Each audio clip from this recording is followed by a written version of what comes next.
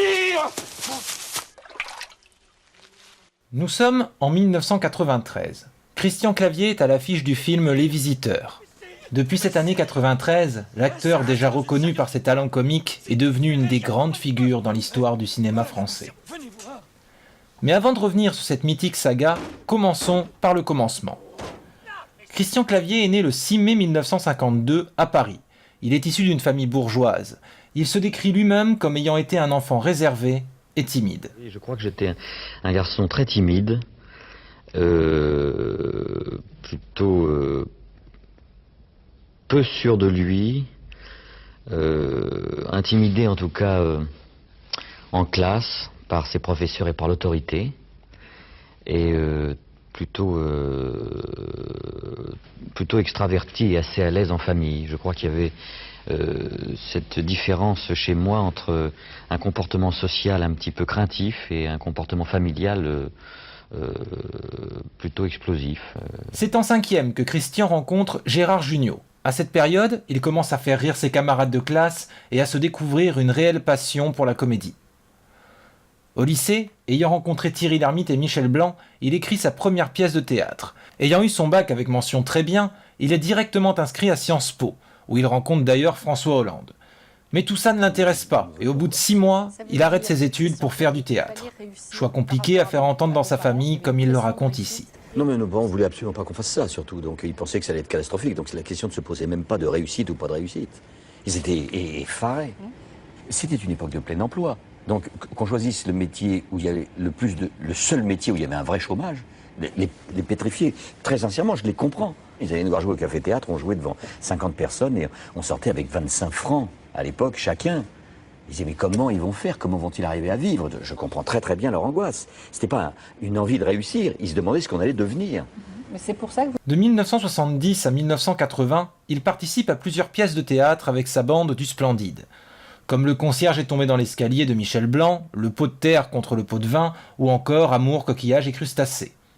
En 1973, il fait une apparition dans le film L'An 1 et commence à se former au métier d'acteur en participant à plusieurs films aux côtés de divers stars de l'époque, comme dans Dites-lui que je l'aime, Le diable dans la boîte, ou encore en tant que narrateur dans Vous n'aurez pas l'Alsace et la Lorraine, film réalisé par Coluche. Mais qui est le Chevalier Blanc? C'est également au début des années 70 qu'il commence une relation de couple avec Marianne Chazelle. Ils resteront ensemble près de 30 ans. La carrière cinématographique de Clavier a pris beaucoup de temps à réellement exploser. En effet, même si Les Bronzés, sorti en 78, est aujourd'hui un film culte, le film n'a pas été un si gros succès lors de sa sortie. Il totalise tout de même 2 300 000 entrées et permet à toute la génération du Splendide de se montrer sur grand écran. Si t'as le moindre pépin, je suis médecin. Enfin, essaye de pas me déranger pour des bricoles quand même, hein. Je suis en vacances. Merci. Encore plus frappant, Les Bronzés font du ski, sorti 1 an plus tard et qui est devenu encore plus culte au fil des années, n'avait alors attiré qu'1,5 million de spectateurs en salle. Depuis, le film fait un carton d'audience à chaque rediffusion télé, notamment en 2008, où près de 10 millions de fans étaient devant leur écran. C'est copain? Comment ça, copain, foutez de moi? Oui, copain, c'est son nom. On l'appelait copain comme cochon. Mais pourquoi vous êtes venu ici? Je ne fais pas les bêtes! Vous avez été si gentil la dernière fois, docteur. Non, la dernière fois, je vous ai dépanné, mais je ne suis pas vétérinaire, essayez de comprendre ça, monsieur Guillain! Docteur, il fait de l'anémie, il ne mange pas. Il fait de l'anémie? Mais bouffez-le, moi je sais pas quoi vous dire, moi bouffez-le! Allez hop, mademoiselle, dehors, tout ça, hop, du basile qui bouffe leur cochon, vous avez entendu? Bouffez-le! Les années 1980 ne permettent toujours pas à Christian Clavier d'exploser les compteurs au box-office. Pourtant, en 1982, un autre film aujourd'hui culte voyait le jour sous la direction de Jean-Marie Poiret, Le Père Noël est une ordure. Qu'est-ce que vous avez foutu dans les cases, ça déborde? Eh ben vous, il n'y a pas assez de place pour les réponses. Ouais, exercez-vous une activité professionnelle? Ça dépend. Oui, ça évidemment, on vous demande de répondre par oui ou par non, alors ça dépend, ça dépasse. Mais évidemment, ça dépasse. C'est ce que je vous dis depuis 1 heure. Oh, elle se croit plus maligne que tout le monde, celle-là, hein. Qu'est-ce que c'est que ça? Zizette épouse X? Zézette et posé X. Ce film issu de la pièce à succès du Splendide n'attire lui aussi qu'un petit 1,5 million de spectateurs en salle. Il est pourtant aujourd'hui un des films les plus rediffusés à la télévision et que tout le monde connaît par cœur. En 1983, Christian Clavier est à l'affiche d'un premier beau succès en salle, issu d'une pièce de théâtre écrite par l'acteur et par son compère Martin Lamotte. Papy fait de la résistance. Ce film, où s'affrontent l'ancienne et la nouvelle génération d'acteurs, engrange plus de 4 100 000 entrées. Papy fait de la résistance s'ajoute à la liste des films cultes de Christian Clavier. Je tiens à vous dire que je suis parfaitement scandalisé. On nous a présenté ce soir la réalité d'une façon odieusement caricaturée, pour ne pas dire grotesque. Je passe rapidement sur l'histoire du demi-frère d'Hitler qui tient de la plaisanterie de mauvais goût, pour en venir plus précisément à mon personnage, que l'on présente comme un velléitaire à la limite de l'incapacité. Alors que tout de même, soyons sérieux, ne serait-ce que par respect pour les gens qui nous regardent. Si j'ai été nommé ministre des anciens combattants, ce n'est pas par hasard. Bien sûr, bien sûr. L'acteur ne transformera pas l'essai tout de suite et enchaînera quelques films au score plus moyen, comme Twist Again à Moscou, où les cigognes n'en font qu'à leur tête. Les années 90 vont véritablement mettre l'acteur au sommet du box-office. En 1991, il retrouve Jean-Marie Poiret dans l'opération Corned Beef. La comédie est un bon divertissement, elle totalise près d'1,5 million de spectateurs, mais permet surtout de montrer que le trio Jean Reno, Christian Clavier, Valérie Lemercier fonctionne à merveille. Vous pouvez me rendre un service? J'aimerais que vous me disiez franchement ce que vous pensez d'elle.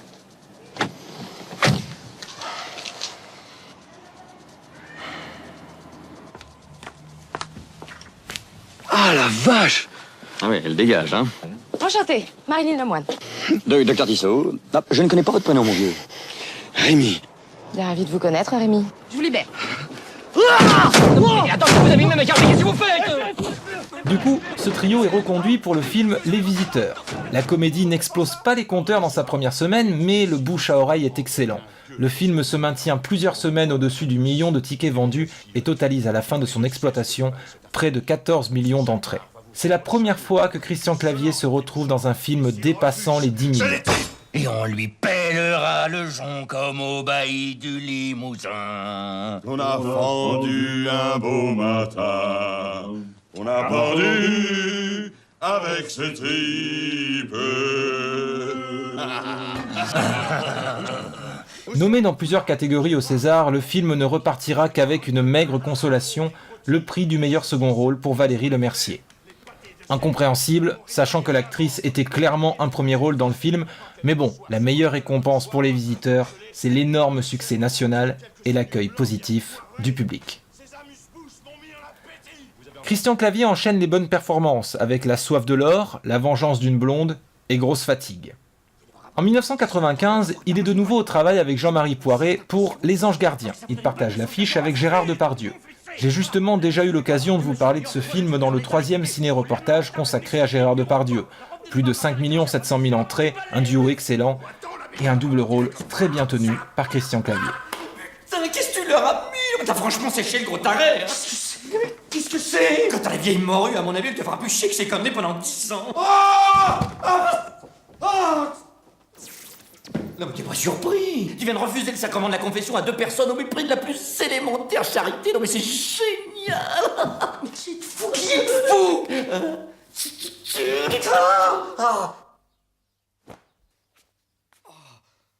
Oh, ça va mieux. Oh mon Dieu, merci. Mais qu'est-ce qui m'a... Mais... Non mais il a respiré. Oh, c'est vraiment... Je suis là, mon poulet. L'acteur ne va pas s'arrêter en si bon chemin. La fin des Visiteurs laissait grandement la porte ouverte à une suite. Elle vit le jour en 1998. Jean-Marie Poiret, Christian Clavier, Jean Reno, Marianne Chazelle, ils sont quasiment tous de retour et pourtant il manque un maillon de la chaîne, et pas des moindres, Valérie Lemercier. Celle qui était pourtant excellente dans son rôle refusa de tourner la suite. Le rôle fut donc confié à Muriel Robin qui, malgré son talent de comédienne, n'arrive pas à faire oublier Valérie Lemercier. Les Couloirs du Temps, Les Visiteurs 2, souffrira de cette comparaison et même si le film est un superbe succès avec plus de 8 millions d'entrées, l'accueil du public est un peu moins positif que pour son prédécesseur. Putain, c'est le coucher. Pour toi, je veux pas faire l'arbine. Béatrice, elle va la drogue de plus tard. Ce sont des offrements pour Dame Béatrice la Poufiasse, ma jante maîtresse. Oh, bah, qu'est-ce qu'il dit? Offrement, bien sûr, c'est l'expression d'époque pour dire cadeau. Moult merci, gentes serviteurs. Entrez avec votre demoiselle. Mais il y a autre chose aussi, vous êtes traité de Poufiasse. Oui, mais pour eux, ça n'a certainement pas le même sens que pour nous. L'année suivante, Christian Clavier va se retrouver dans la peau d'un des héros de BD préférés des Français, Astérix. Il retrouve Gérard Depardieu pour ce film de Claude Zidi, Astérix et Obélix, contre César. Nouveau gros succès au box-office avec plus de 8 700 000 entrées. Obélix! Obélix! Redeviens Obélix! Obélix!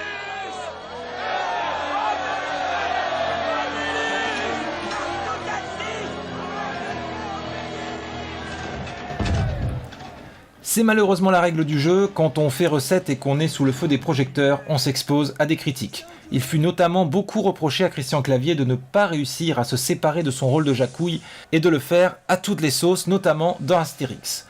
C'est un peu vrai, mais encore une fois, les années 90 sont la période où l'acteur a fait le plus recettes, alors pourquoi s'en priver ? La première décennie des années 2000 va être moins glorieuse. En 2001 sort le film Les Visiteurs en Amérique. Poiret, Reynaud et Clavier reprennent l'histoire à zéro et tournent un visiteur spécial pour les États-Unis. En effet, le premier film Les Visiteurs, qui rencontrait un beau succès en Europe, n'a jamais pu être doublé en anglais, le langage vieux français étant impossible à reproduire à l'identique.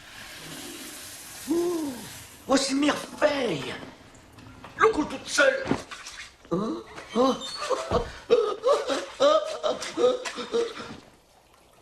Vous avez vu la fontaine magique? Et voyez ceci. Ça sent la forêt. Toute la forêt de cette petite roue humée. Non, non, merci. Vous ne voulez point humer la forêt? Amusez-vous bien. L'idée pouvait être bonne, mais en France, le film est considéré comme un véritable navet et un échec commercial avec seulement 1 200 000 entrées. Malheureusement, les Américains ne s'y sont pas du tout intéressés et sur l'autre continent aussi. C'est un échec. Mais pas de panique pour Christian Clavier.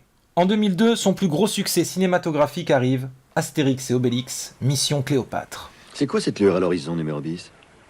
Les lumières du port d'Alexandrie. Font naufrager les papillons de ma jeunesse. Non, je sais pas pourquoi je dis ça. Plus de 14 300 000 entrées en France et des spectateurs conquis. On remarquera que Clavier interprète Astérix d'une manière très nouvelle. En effet, si dans le premier film de Claude Zidi, il pouvait être reproché à l'acteur de faire du Jacouille, ici, il n'en est rien. Voix beaucoup plus grave, personnage beaucoup plus posé.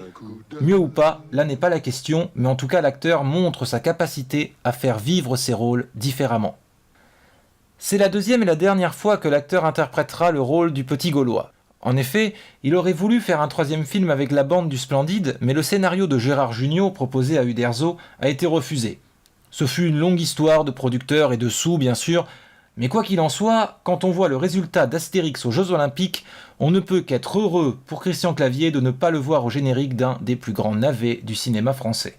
Quelques échecs commerciaux commencent à voir le jour, avec Lovely Rita, Albert est méchant, ou encore L'Antidote avec Jacques Villeray qui reste pourtant un bon divertissement.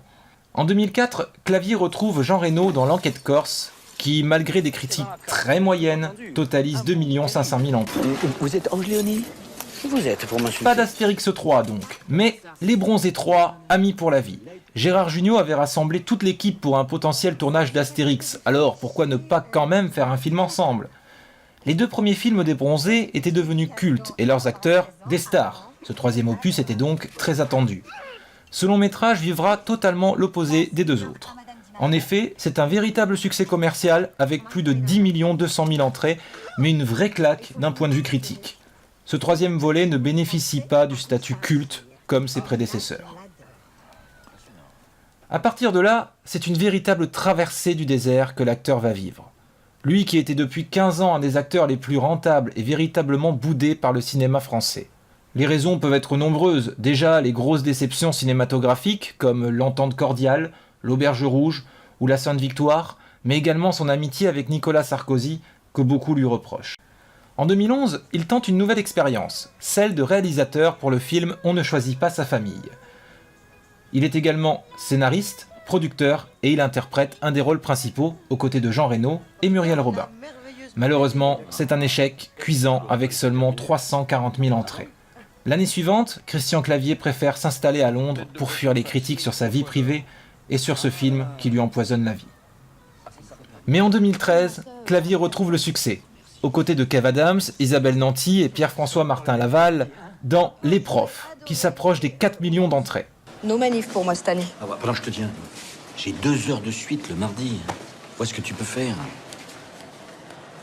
C'est le début de la renaissance pour lui. En effet, l'année qui suit, il affole les compteurs avec Qu'est-ce qu'on a fait au bon Dieu et ses 12 300 000 entrées.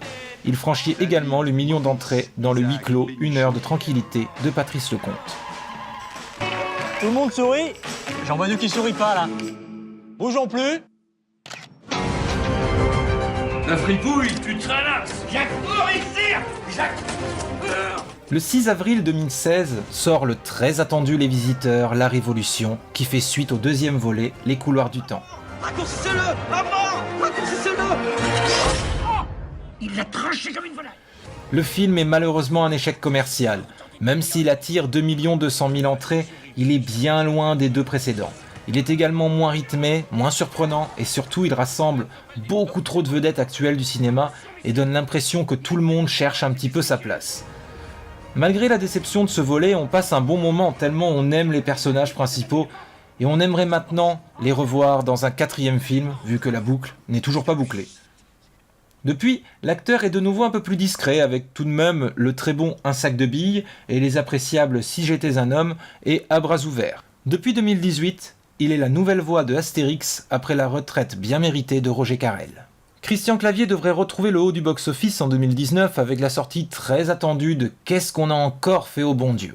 On aura parlé cinéma, mais on oublie également sa prestation dans Les Misérables pour la télévision, sa magnifique interprétation de Napoléon en 2002 ou encore son interprétation du Malade imaginaire en 2008. Christian Clavier est le seul acteur français à avoir 4 de ses films qui ont dépassé les 10 millions d'entrées. Il en a tourné plus de 80. Adulé ou critiqué, il a marqué le cinéma français avec des rôles inoubliables. Nous avons tous vu un jour un film avec Christian Clavier.